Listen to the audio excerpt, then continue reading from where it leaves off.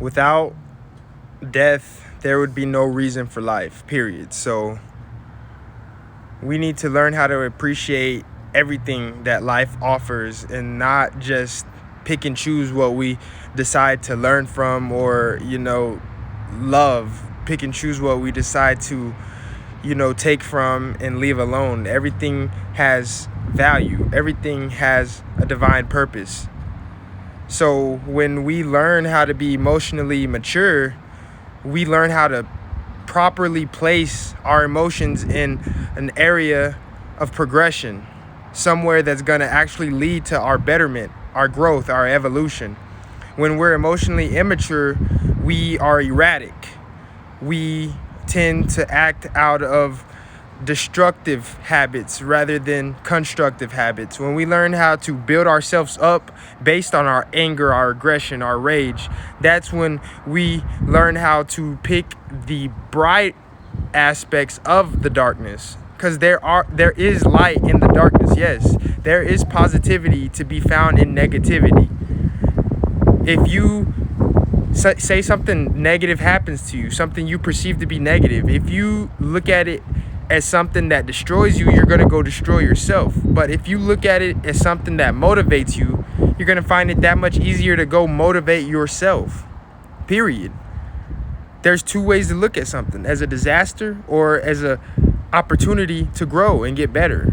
So once we learn emotional maturity, we learn to stabilize our thoughts and know that everything meant to destroy us doesn't have to destroy us. It can in fact be the gateway to our salvation. There's infinite love out there to be transmuted. There's infinite hate out there that can be transmuted. Too much love can turn into hate, and too much perceived hate can turn into love.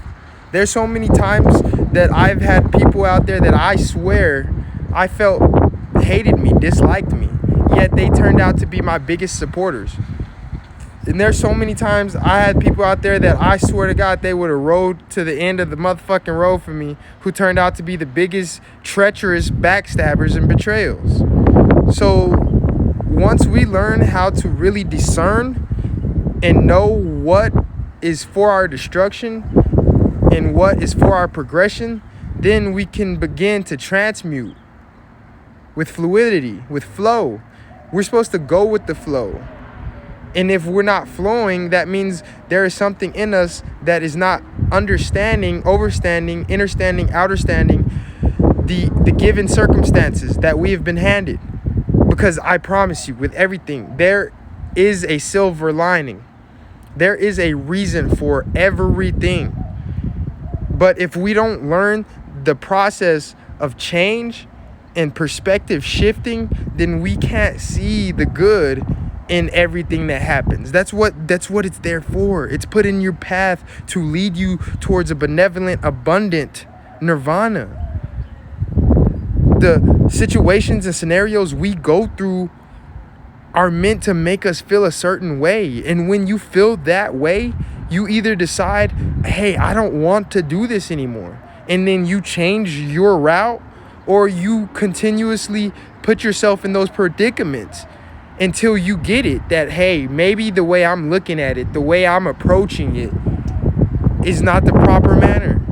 Maybe this is not the way God is telling me to perceive this in order for my soul to evolve, in order for me to grow as an individual.